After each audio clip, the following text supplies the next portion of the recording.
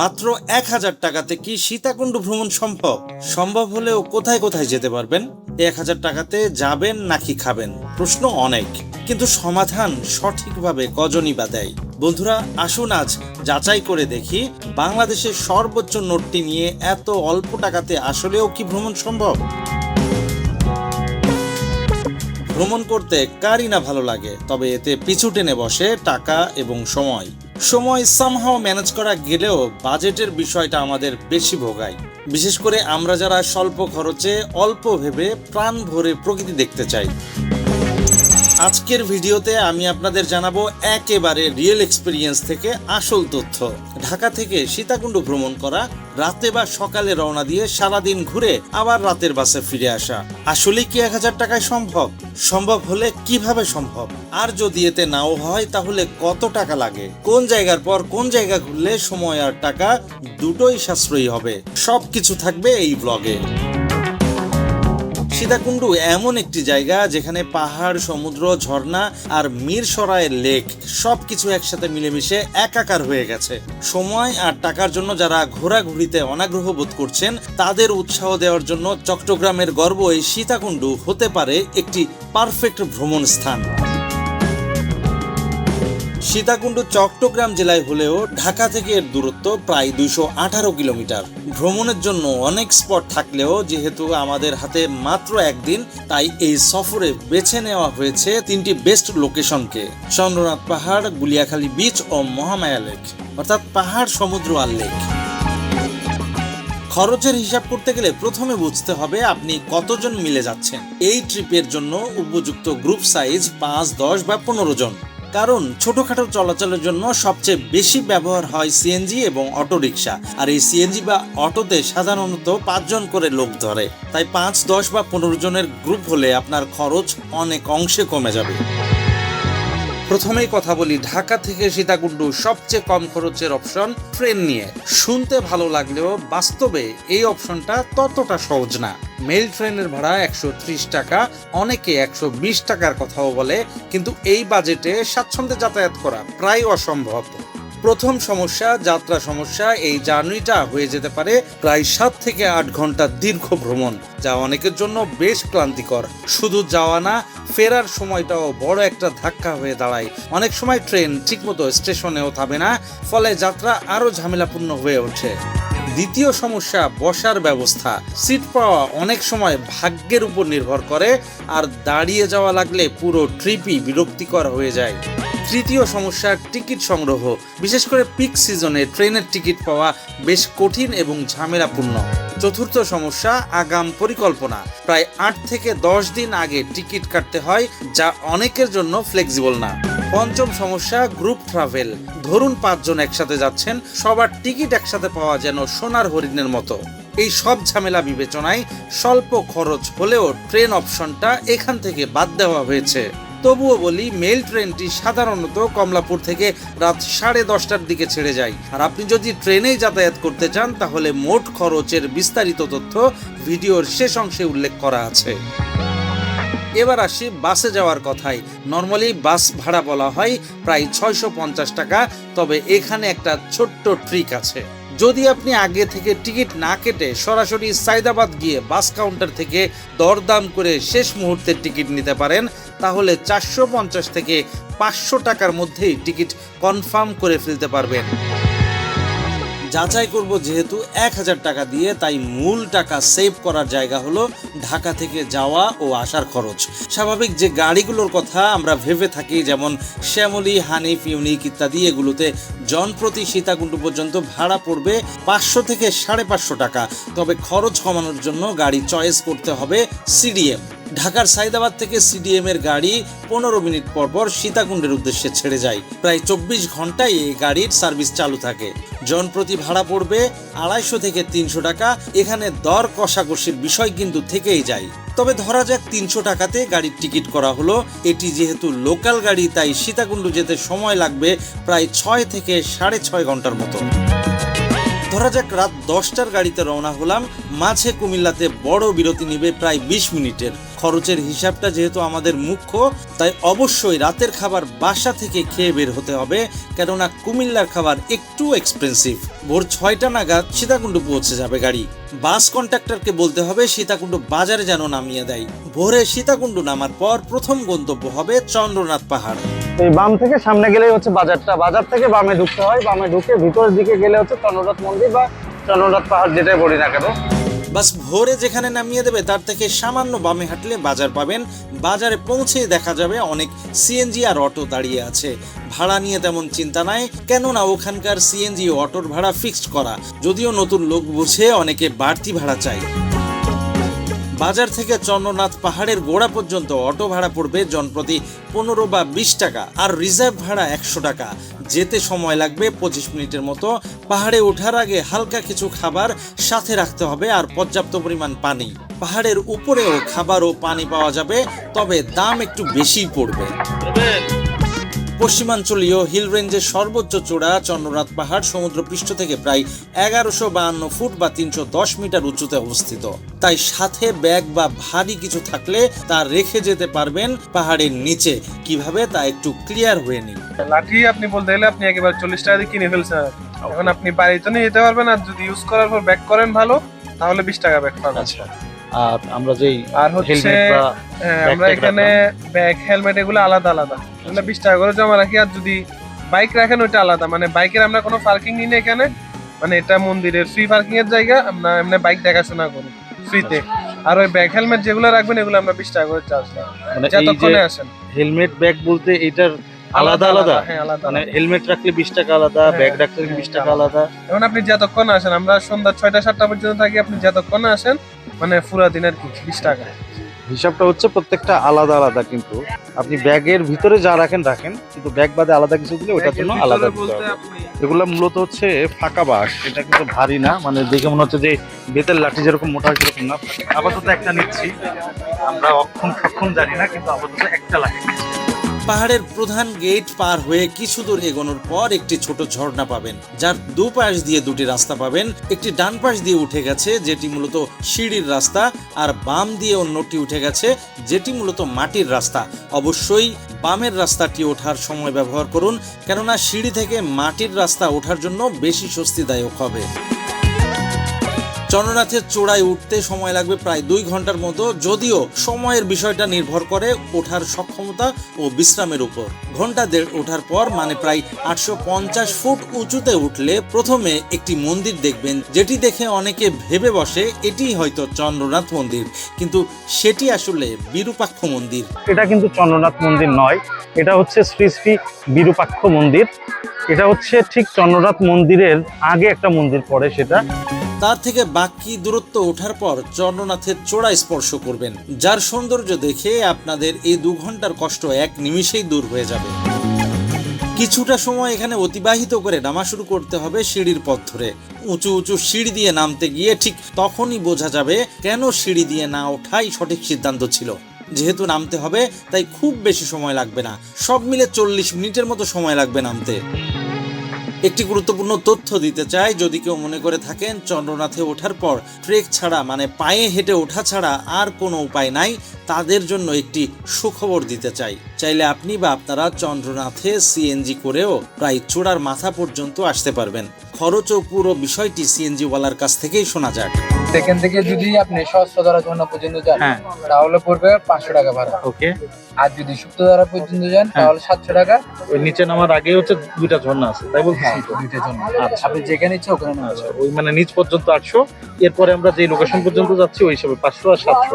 যদি সহস্রধারা যাই তাহলে হচ্ছে সহস্রধারায় কত বলবেন? সহস্রধারা 500 টাকা, 500। আর সুপ্তধারা গেলে সুপ্তধারায় 700 টাকা, আর নিচে গেলে আমরা 800 টাকা। 800 টাকা। এটাই ফিক্সড আপনাদের? আমাদের নির্ধারিত একটা ভাড়া, কাউন্টার থেকে যেটা এটা ভাড়া করে দিয়েছে ওইটাই। আমরা এর চাইতে বেশি নিতে উঠতে হলে এখানে ওই পয়েন্ট কোনটা যেখান থেকে উঠতে পারবে, মানে উপরে আসার জন্য কেউ যদি হেঁটে না এসে এভাবে আসতে চায়, এভাবে ইকো পার্কে বোটানিক্যাল গার্ডেন ইকো পার্ক থেকে আচ্ছা ইকো পার্কে যেয়ে তারপরে উঠতে হবে, আপনারা এখানে এসে নামাই হ্যাঁ, দিবেন। ইকো পার্কে আপনার হাই রুট থেকেও উঠতে পারবেন, আচ্ছা ড্রাইভারকে বললে ওখান থেকে নিয়ে আসবে, বা ওখানে আমাদের সিরিয়ালে গাড়ি আছে, আমাদের দুইটা স্টপেজ আচ্ছা, এর ভিতরেও আছে। আপনার ইকো পার্কে হাই এখানে রুটে বসতে পারবে কয়জন? 5 জন, পাঁচজন। সব মিলে 5 জন। মানে জনপ্রতি মাত্র 320 টাকাতে ওঠা ও নামা দিয়ে আপনারা চন্দ্রনাথের চূড়া ও মন্দির দর্শন করতে পারবেন। চন্দ্রনাথের নিচে নামলে সেখানে অটো বা সিএনজি দেখতে পাবেন। অটোতে করে রওনা দিন সীতাকুণ্ড বাজারের উদ্দেশ্যে। ভাড়া পড়বে ওই 100 টাকা রিজার্ভ, আর জনপ্রতি 15 বা 20 টাকা। বাজার থেকে সকালের নাস্তা করে ফেলুন। ধরা যাক নাস্তা খরচ 50 টাকা। ঝটপট নাস্তা শেষ করে রওনা হতে হবে গুলিয়াখালী বিচের উদ্দেশ্যে। সিএনজি বা অটোতে ভাড়া পড়বে এক গাড়ি 150 টাকা, আর জনপ্রতি 30 টাকা। যেতে সময় লাগবে 20 থেকে 25 মিনিটের মতো। সীতাকুণ্ড থেকে চন্দ্রনাথ পাহাড় রিজার্ভ গেলে ওইখানে 100 টাকা নেয় উপরে। তারপরে সেদিকের থেকে এখানে গুলিয়াখালী রিক্সে আসলে 200 টাকা 250 টাকা নেয়। সীতাকুণ্ড থেকে গুলিয়াখালী এক গাড়ি 100 টাকা করে। 150 টাকা। জি। আর সরাসরি চন্দ্রনাথ থেকে আসলে 250 টাকা। গুলিয়াখালী বিচের আগে আপনাদের বেড়ি বাঁধে নামিয়ে দিবে সিএনজি বা অটো। সেখান থেকে সোজা হেঁটে গুলিয়াখালী বিচ পর্যন্ত যেতে সময় লাগবে 20 থেকে 25 মিনিট। তবে যদি জোয়ার থাকে সেক্ষেত্রে চাইলে আপনারা বোটে করেও বিচ পর্যন্ত যেতে পারবেন। ভাড়া পড়বে জনপ্রতি 25 টাকা করে বোটে। সময় লাগবে 15 মিনিটের মতো। তবে সাগরে জোয়ার থাকলে কিন্তু আসল বিচ তলিয়ে যাবে। সেক্ষেত্রে দূর থেকেই সাগর দর্শন করতে হবে। চাইলে আপনারা ওই বোটে করেও ঘুরতে পারেন। বোটে আধা ঘন্টার মতো আপনাদের টিমের 5 জনকে ঘোরালে দিতে হবে 250 টাকা। বোটে লোক ধরে প্রায় 25 থেকে 30 জন। মাথায় রাখবেন তখন আপনাদের সাথে আরো দর্শনার্থীরাও উঠবে, আর জনপ্রতি বোট ভাড়া পড়বে 50 টাকা করে। যথাযথ সময় ব্যয় করে রওনা হন মহামায়া লেকের উদ্দেশ্যে। গুলিয়াখালী বিচ থেকে আপনাদের ফিরতে হবে সীতাকুণ্ড বাজারে। ভাড়া ওই 150 টাকা। সিএনজি থেকে নেমে মেইন রোডের উল্টা পাশে দাঁড়ান বাস বা লেগুনার জন্য। সীতাকুণ্ড থেকে ঠাকুরদিঘি মানে মহামায়া লেকের গেট পর্যন্ত বাস ভাড়া পড়বে 20 থেকে 25 টাকা, আর লেগুনাতে 30 বা 40 টাকা। যেতে সময় লাগবে প্রায় 30 থেকে 40 মিনিট। একটা বিষয় মাথায় রাখবেন আপনারা, মহামায়া কিন্তু সীতাকুণ্ড উপজেলাতে নয়, এটি মূলত মিরসরাই উপজেলা। সীতাকুণ্ড থেকে মহামায়ার দূরত্ব প্রায় 25 কিলোমিটার। বাসে উঠলে কন্ডাক্টরকে বলে রাখবেন আপনারা মহামায়ার গেটে নামতে চান। বাস বা লেগুনা থেকে নেমে রাস্তার উল্টা পাশে দেখতে পাবেন মহামায়ার বড় একটি গেট। রাস্তা পার হয়ে ওখান থেকে সিএনজি নিন। দূরত্ব যদিও বেশি নয়, মাত্র 1.25 কিলোমিটার। সিএনজিতে ভাড়া পড়বে জনপ্রতি 15 টাকা। যদিও ফুল সিএনজি ভাড়া পড়বে মাত্র 70 থেকে 80 টাকা। যেতে সময় লাগবে 10 মিনিটের মতো। মহামায়াতে প্রবেশের সময় সকাল 9টা থেকে সন্ধ্যা 6টা পর্যন্ত। দুপুরের খাবার চাইলে আপনারা মহামায়া লেকের বাইরের ছোট হোটেলগুলোতে খেতে পারেন। চাইলে লেকের ভিতরের ক্যান্টিন থেকেও খেতে পারেন। আবার চাইলে সীতাকুণ্ড বাজার থেকে আসার আগেও দুপুরের খাবার সেরে ফেলতে পারেন। তবে তুলনামূলক দাম একটু বেশি পড়বে লেকের ভেতরের ক্যান্টিনে। তাই পরামর্শ, লেকের ঠিক বাইরের ছোট হোটেলগুলোর যে কোনো একটিতে দুপুরের খাবার খেয়ে নিন। দুপুরের খাবারের জন্য ধরা যাক খাওয়া খরচ 120 বা 130 টাকা, যা আপনাদের ভালোভাবেই হয়ে যাবে। আইটেম হবে আনলিমিটেড ভাত, সাথে ভর্তা, সবজি, ডাল ও মুরগি। চাইলে 70 বা 80 টাকাতেও ভালোভাবে খেতে পারবেন। থাকবে ডিম, ভর্তা, সবজি, ডাল আর ভাত। দুপুরের খাবার খাওয়া শেষে মহামায়া ইকো পার্কে প্রবেশের আগে এন্ট্রি টিকিট কেটে নিতে হবে। টিকিট মূল্য পড়বে জনপ্রতি 30 টাকা। আর যদি সাথে বাইক বা গাড়ি থাকে তবে পার্কিং ফি এর খরচ অনেকটা এমন। সশরীরে প্রবেশ করতে গেলে জনপ্রতি খরচ পড়বে 30 টাকা। টিকিটের মূল্য 30 টাকা। আর যদি বাইক নিয়ে আসেন তাহলে বাইকের মূল্য 30 টাকা। আর যদি মাইক্রো বা প্রাইভেট কার নিয়ে আসেন তাহলে 150 টাকা করে টিকিট রাখার জন্য। আর ব্যক্তি ঢোকার জন্য 30 টাকা, ওইটা কিন্তু আলাদা। আসুন এবার সবচেয়ে গুরুত্বপূর্ণ তথ্যগুলো দিব মহামায়া লেক নিয়ে। প্রথমত, লেকে বর্তমানে ক্যাম্পিং করা সম্পূর্ণভাবে নিষেধ। Kayaking, boat riding, paddle boating এর খরচগুলো এমন হবে। ক্যাম্প করা যায় এখন? এখন ক্যাম্প রাত্রে থাকা যায় না। না আপনাদের এটার খরচ কেমন? 8 জনেরটা 1500 টাকা। আর আর আর আরেকটা বড়টা হচ্ছে 2000 টাকা। ওইটা কয়জন? 16 থেকে 18। 16 থেকে 18 জন, ওটা 2000 টাকা। জি, পুরো লেক। সময় লাগে কতক্ষণ? সময় 1 ঘন্টার মতন লাগবে পুরোটা ঘুরতে। ঝর্ণায় 20 মিনিট। 1 ঘন্টা থেকে বেশি লাগবে, কম লাগবে না। ঝর্ণা সহ 1 ঘন্টা। আর 8 জনেরটা হচ্ছে 1500। ওটা একটা পুরো লেক বাউন্ডারি 1500। 1500। আর ঝর্ণায় যে গেলে 1000 টাকা। তো শুধু ঝর্ণায় যদি শুধু যায় তাহলে ঝর্ণায় গেলে 1000 টাকা। এই সাইকেলিং কত ঘন্টা কত? কোনটা 400 ঘন্টা 400। দুইজন না দুজন না ছোট বড় 5 জন উঠতে পারবে, 5 জন উঠতে পারবে। ঘন্টা 400, আধা ঘন্টা 200। আধা ঘন্টা 200। এটা হচ্ছে কায়াকিং এর, তাও তো? আচ্ছা, দুইজনেরটা কত করে? আচ্ছা আধা ঘন্টা 200, 1 ঘন্টা 300। 1 ঘন্টা 300 আর 200। তিনজনেরটা? দুজনেরটা দুইজনেরটা। আর তিনজনেরটা? আধা ঘন্টা 300, 1 ঘন্টা 450। 1 ঘন্টা 450 আর 300। মহামায়াতে দারুণ কিছু সময় কাটানো শেষে এবার ফিরতে হবে নিজ গন্তব্যে। তবে লেক থেকে অবশ্যই 6টার আগে বের হতে হবে। লেকের গেট থেকে সিএনজি নিয়ে চলে আসুন ঠাকুরদিঘিতে। ভাড়া ওই রিজার্ভ 70 বা 80 টাকা পড়বে।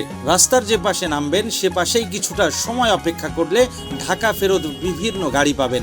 তবে খরচটা যেহেতু মুখ্য, তাই সিডিএম গাড়ির জন্য অপেক্ষা করতে হবে মাত্র 300 টাকাতে। কিছু ক্ষেত্রে 250 টাকাতেও জনপ্রতি ফিরতে পারবেন ঢাকাতে। 7টার গাড়িতে বাসে উঠলে রাত 12টা বা 1টার দিকে ইনশাল্লাহ ঢাকা পৌঁছে যাবেন। কিভাবে যাবেন, কি খাবেন, সবই হলো। এবার হিসাব মেলানোর পালা। খরচ হলো কত? ঢাকা থেকে সীতাকুণ্ড যাওয়া থেকে আসা পর্যন্ত যদি শুধু লোকেশন দর্শনের হিসাব করা হয় তবে খরচ দাঁড়ায় 800 টাকা। এখানে সকল ভাড়া যুক্ত করা। যা যুক্ত নাই এর সাথে তা হলো দুবেলা খাওয়া, চন্দ্রনাথের সিএনজিতে ওঠা ও নামা, গুলিয়াখালী বেড়িবাঁধ থেকে বিচে বোটে যাওয়া ও ঘোরা, মহামায়াতে kayaking, boat riding, paddle boating. যদি এই 800 টাকার সাথে দুবেলার খাবার যুক্ত করা হয় তবে খরচ দাঁড়ায় 970 টাকা। তাহলে আমরা বলতেই পারি 1000 টাকাতে দুবেলার খাওয়া সহ সীতাকুণ্ড ভ্রমণ অবশ্যই সম্ভব। তবে এখানে কথা থাকে, আপনি সিডিএম গাড়িতে আসবেন কিনা এবং কোনো রাইডিং না করেই ফিরে যাবেন কিনা। আসুন দেখি আমরা যদি স্বাভাবিকভাবে ঢাকা থেকে এমন ট্রিপ করি তবে খরচ কেমন দাঁড়ায়। চন্দ্রনাথে সিএনজিতে ওঠানামা, বেড়িবাঁধ থেকে বিচ পর্যন্ত বোটে যাওয়া এ খরচ থেকে বাদ রাখা হলো। এবার আসুন হিসাব করি। ঢাকা থেকে বাস ভাড়া 550 টাকাতে শ্যামলী, হানিফ, ইউনিক ইত্যাদির যে কোনো গাড়ি পেয়ে যাবেন। ওদিকে গুলিয়াখালীতে বোটে ঘুরলে জনপ্রতি 50 টাকা, আর মহামায়াতে কায়াকিং ও বোট রাইডিং মিলে খরচ 450 টাকা জনপ্রতি। তাহলে মোট খরচ দাঁড়ায় 1970 টাকা। আর মাত্র 130 টাকা ট্রেন ভাড়ায় সীতাকুণ্ড ভ্রমণ করলে পুরো ট্রিপটি প্রায় 450 টাকায় সম্পূর্ণ করা সম্ভব। আর যদি এর সঙ্গে দুবেলার খাবার যোগ করা হয় তাহলে মোট খরচ দাঁড়াবে 630 টাকার মতো। বন্ধুরা, আশা করি হিসাবটি আপনাদের কাছে পুরো পরিষ্কার হয়েছে। তবে এবারের তথ্যগুলো সবচেয়ে গুরুত্বপূর্ণ, চাইলে এগুলো নোট করেও রাখতে পারেন। খরচের হিসাব করে রাতের গাড়িতে রওনা হলে অবশ্যই কুমিল্লার খাবার পরিহার করুন। বাসা থেকে খাবার খেয়ে বের হন। চাইলে আপনারা ভোরেও রওনা হতে পারেন।